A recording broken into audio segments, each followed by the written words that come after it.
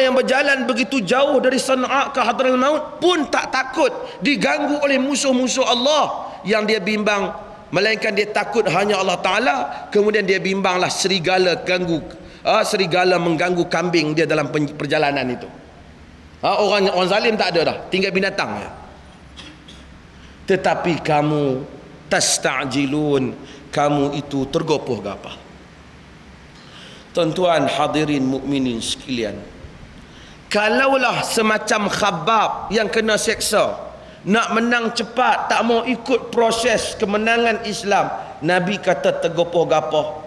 Kita yang bersandar minum air pagi di kedai kopi, mari semayang, balik tidur, makan nasi, nak cepat Islam menang, kita nak nama ke apa? Kalau Khabbab, Nabi kata tergopoh-gapoh. Kita yang tak kena apa-apa, tak bayar banyak harga, tanya saya dan tanya tuan-tuan, siapa dia yang pernah kena sepak kerana memperkatakan Islam? Siapa yang kena pukul kerana perkata Islam? Orang kata banyaklah kan? Tak ada. Kita tak bayar apa-apa, kemudian kita tunggu kemenangan tanpa kita berkorban untuk Allah Subhanahu wa taala. Allah Subhanahu wa taala ingin melihat siapa yang jujur di kalangan hambanya, yang berkhidmat kepada agamanya. Tengok Khabbab riwayatkan hal ini, dan ini adalah pengajaran untuk kita semua.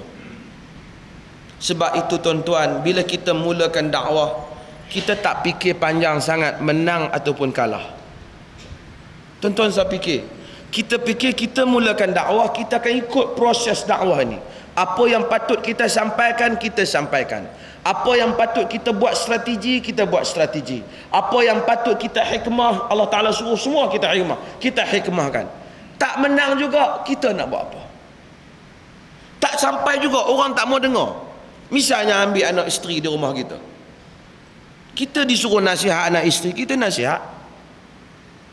Kita tegur anak kita, kita tegur isteri kita. Kita beli kaset pasang di rumah, beli CD pasang di rumah supaya dia dengar hukum hakam syarak. Beli buku agama kat dia, bawa dia pergi tempat yang baik-baik, pujuk anak kita. Dia tak nak juga. Kita kata aku dah buat kecewa dengan dakwah. Tak, kita tak payah kecewa, teruskan dakwah. Itu dakwah tu. Kalau nak selamatkan anak orang lain pun dapat pahala, takkan nak selamatkan anak kita daripada kesilapan tak dapat pahala? Sebab tu jangan kecewa ibu bapa ni dalam usaha untuk membaiki anak. Baiki anak kita. Tiap-tiap hari nasihat dia. Mudah-mudahan Allah Ta'ala bagi pahala atas kesabaran kita nasihat anak kita. Nasihat orang terbantah ni tak berapa geram sangat. Anak ni kita geram lah.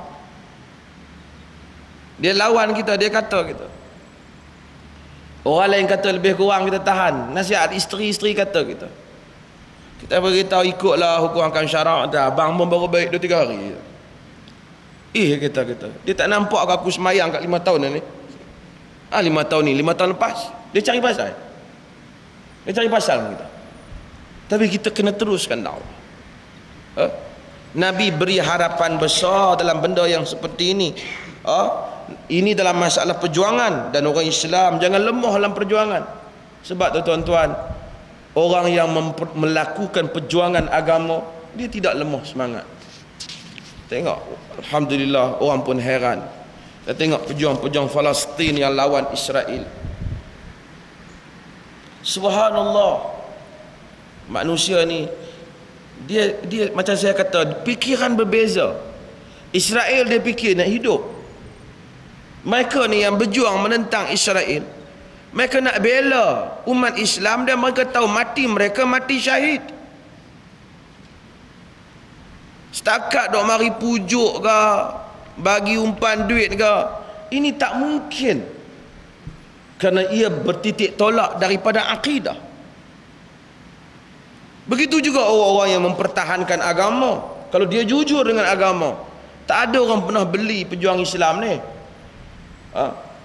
Kadang-kadang orang kata takut, tak lagi orang belilah orang ni, orang beli orang ni.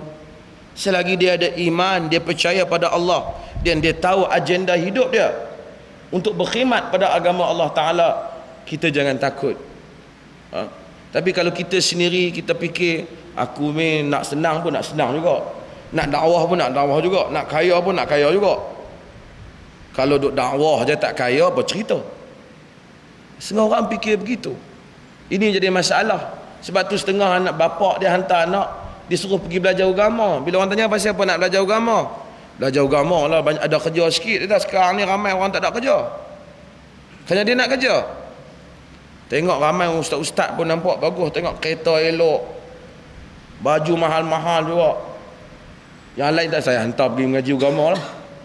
Ini mentaliti ni menyebabkan kita bermasalah.